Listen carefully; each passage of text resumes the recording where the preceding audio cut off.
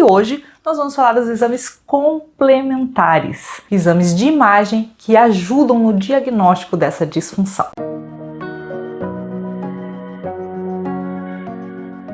Olá, sejam todos muito bem-vindos a esta série sobre diagnóstico da disfunção temporomandibular. Se você ainda não assistiu o primeiro vídeo, clique aqui para verificar o exame clínico da disfunção. Meu nome é Lucy França, eu sou cirurgiã dentista, especialista em DTM e dor orofacial e trago aqui informações para que você tenha uma vida mais leve e sem dor. Essa pergunta sobre os exames complementares é muito frequente aqui nas redes sociais. Doutora, qual exame eu faço para diagnosticar a minha disfunção? Me passa qual é o exame que eu já devo fazer antes da consulta. E eu tenho que trazer essa informação que é importante vocês entenderem. O diagnóstico de uma disfunção temporomandibular é feito através de um critério clínico, segundo esse vídeo aqui em cima. Não é realizado por exames complementares. Os exames que nós vamos falar hoje, sim, são importantes. São importantes para identificar algumas alterações, mas o diagnóstico realmente é feito através de critérios clínicos. Você e o profissional da dor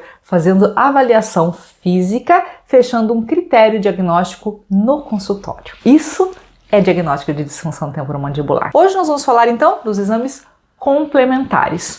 Quais os principais exames? Nós vamos começar com a panorâmica. A panorâmica é o maior auxiliador de um cirurgião dentista. A panorâmica é uma imagem radiográfica do terço médio e inferior do teu rosto, realizada através de um aparelho que roda ao seu redor e aparece para nós toda a imagem óssea e dentária do seu rosto. O que nós vamos avaliar numa panorâmica? Toda a parte dentária, esmalte, dentina, raiz, posição de raiz, falta de dente, presença de cárie, alterações de parte óssea, de estrutura óssea que suportam o seu dente, presença de fraturas dentárias. Tudo isso vai ser avaliado na panorâmica. Mas ela pode nos dar muito mais informações. Presença de cistos nas regiões ósseas, presença de neoplasia, câncer ósseo na região de mandíbula ou maxila, alterações no seio maxilar, uma região bem no centro da face, aonde você pode apresentar muco, gerando a sintomatologia de dor por causa da sinusite, desvios de septo nasal, também avaliado na panorâmica. A articulação temporomandibular, ela é vista na panorâmica, mas não é o melhor exame. Às vezes você vai pegar um laudo e tem alguma coisa anotada lá sobre a sua ATM, dizendo que é importante ser avaliado com tomografia, porque essa imagem da panorâmica mostrou alguma alteração e você já fica super preocupado. Não é o melhor exame a panorâmica para avaliar a ATM. Ok? Então no laudo sempre vai vir alguma informação assim, mas isso não é relevante. O mais importante na panorâmica é a avaliação dos dentes. Outra coisa que aparece muito bem na panorâmica é um processo que nós temos aqui na lateral chamado estiloioide, um prolongamento ósseo que às vezes, quando muito comprido, ele pode te limitar nas movimentações gerando dor. É uma informação também bastante importante desta radiografia. Então sim, é o principal meio diagnóstico do cirurgião dentista porque nos dá uma visão ampla da situação. Qual é o grande problema da panorâmica? Ela é uma imagem plana, de um objeto que é tridimensional. Nós temos o dente, uma estrutura, nós temos uma dimensão óssea e a hora que nós fazemos o exame da panorâmica, tudo isso é planificado. Fica uma imagem só. Então, uma imagem sobrepõe a outra. Se você tem uma prótese, se você tem uma restauração prateada, sabe o amálgama? Quando faz essa imagem, ela é sobreposta. Se você tem uma cárie atrás, a imagem não aparece. Então, tem detalhes que a panorâmica não vai nos trazer de informação. Por isso, ele é chamado de exame complementar. Nós temos avaliação clínica, visual, direta do paciente e o exame complementar para complementar aquele diagnóstico. A panorâmica é o primeiro deles. Qual outro exame de imagem quando nós falamos de disfunção temporomandibular? Tomografia. A tomografia, ela já nos dá uma imagem 3D, não é como uma raio-x com a panorâmica, que é plano, ela nos dá uma imagem 3D. Então a gente consegue avaliar de uma forma mais clara o que está acontecendo na região. Porém, a tomografia nos dá o quê? Uma informação da parte óssea. Não aparece nada além da parte óssea. É muito boa para as alterações de ATM, quando nós temos desgastes. Eu vou colocar aqui para vocês uma imagem de uma pessoa que teve uma degeneração óssea da ATM. Vocês vão conseguir verificar isso na panorâmica e Depois eu vou colocar a imagem tomográfica. Olha só, na panorâmica você vai verificar que antes ela tinha a cabeça da mandíbula redonda e na imagem seguinte você tem essa cabeça da mandíbula chapada, ou seja, desgastada. Teve um desgaste ósseo dessa articulação. Como que nós vamos acompanhar esse processo inflamatório e essa degeneração? Através da tomografia. A tomografia vai mostrar as imagens do desgaste que vai acontecendo. E aí nós fazemos um protocolo diagnóstico de acompanhamento. A tomografia também nos auxilia na questão da extração de um siso, por exemplo. Por quê? Porque quando a gente faz a panorâmica, nós temos uma imagem plana, como eu falei. Quando nós fazemos uma tomografia, nós temos a distância do elemento dentário dentro daquele osso. Então nós temos como saber se esse dente está mais para frente ou mais para trás, se nós vamos fazer a incisão por cima, pela frente, por dentro, aonde ele está no espaço, tridimensionalmente. A tomografia nos dá essa informação. O terceiro exame complementar que nos auxilia no diagnóstico de uma disfunção temporomandibular é a ressonância magnética. Diferentemente da tomografia, que só demonstra a parte óssea, a ressonância magnética nos possibilita enxergar outras estruturas, como o deslocamento do disco articular. Se nós percebemos que tem uma alteração na ATM e nós queremos saber aonde está esse disco articular, se ele está deslocado, se ele volta para a posição, se ele está deslocado para frente, para trás, aonde esse disco está, o ideal é uma ressonância magnética. Durante o exame da ressonância magnética, você vai fazer um movimento de abertura e fechamento e a imagem vai captar toda essa posição da tua ATM e do teu disco articular, nos mostrando então como está a posição desse disco. Em alguns casos nós pedimos com contraste. Contraste também facilita essa imagem e nos ajuda a verificar se tem alguma alteração de inflamação na cápsula articular, nesta região toda da ATM. Então é um exame complementar que nos facilita na visualização deste complexo que está acontecendo ali, alguma alteração de disco, de desgaste ósseo, de inflamação de fluido na região. Porém, relembrando, é um exame complementar, que não necessariamente vai ser pedido e solicitado em todos os casos. Nós precisamos desse exame em situações específicas,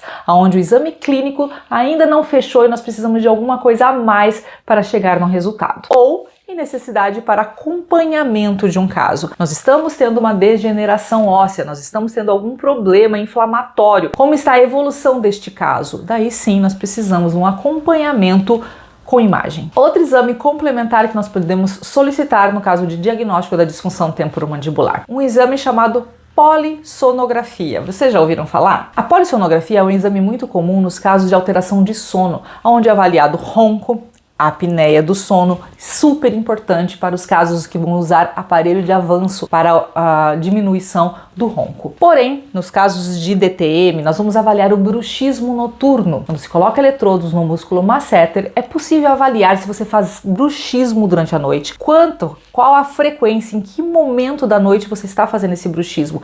E dessa forma nós vamos avaliar a intensidade e a frequência do bruxismo para entender se é preciso tratamento neste caso ou não. Então a polissonografia é um exame complementar muito interessante. O grande problema da polissonografia é que ela é feita muitas vezes em laboratório. Você sai da sua casa, você dorme num local diferente, com um monte de fios em volta do teu corpo, você não vai dormir no mesmo horário que você está acostumado, vai ter sempre um técnico entrando na sala para avaliar se está tudo ok. Então a tua qualidade do sono não é igual à tua casa, no teu quarto, no teu colchão, com o seu travesseiro, com a sua coberta, com a sua tranquilidade. Então isso nos incomoda bastante no resultado, mas é o exame padrão ouro para identificar a apneia do sono, ronco e também no diagnóstico do bruxismo. Hoje em dia existem aparelhos portáteis que você faz em casa. É muito mais simples do que ir até um local e ficar num ambiente onde não é o seu ambiente. Outro exame complementar que nós podemos utilizar no consultório é a termografia. A termografia é realizada por um aparelho que vai medir a temperatura do seu corpo. O nosso corpo emite luz infravermelha e essa máquina vai captar esta informação mostrando o seu fluxo sanguíneo e a temperatura. E com isso é possível verificar a fisiologia, se está tendo alguma inflamação naquele corpo ou não. É bastante utilizada nas dores orofaciais para avaliar inflamação formação de ATM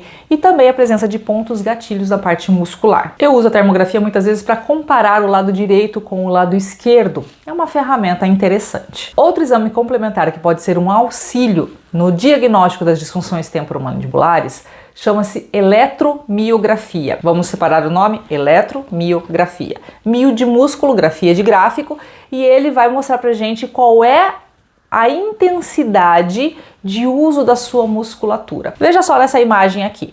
O primeiro é quando você está mastigando do lado direito, o segundo gráfico é quando você está mastigando do lado esquerdo e o terceiro gráfico é quando você está fazendo apertamento dentário. Você percebe que muda a fisiologia? Você percebe que muda a intensidade? Olha só como quando você está fazendo a mastigação normal, o fluxo da mastigação é diferente, o movimento do seu músculo é algo natural e no apertamento é muito mais intenso e com isso você gera alterações na sua musculatura porque você está usando essa musculatura de uma forma mais forte, mais intensa, gerando alterações. Esse exame é feito para nós avaliarmos o hábito do apertamento dentário durante o dia, porque muitas vezes você não percebe que você faz. E na eletromiografia isso mostra pra gente a frequência desse apertamento do lado direito, do lado esquerdo, no músculo masseter, no músculo temporal e nos facilita mostrar a vocês por imagem o que está acontecendo na vida real, no apertamento do seu músculo. E isso faz com que você enxergue a consequência do apertamento dentário. Para avaliação das dores musculares, nós temos ainda o algômetro. O que é isso? Ele é um aparelho que, através da pressão sobre a musculatura, vai nos apresentar qual é a pressão suportada pelo teu organismo. Então nós vamos colocar o aparelho sobre o músculo e ele vai mostrar pra gente, ok, eu suporto tantas gramas de pressão ou menos.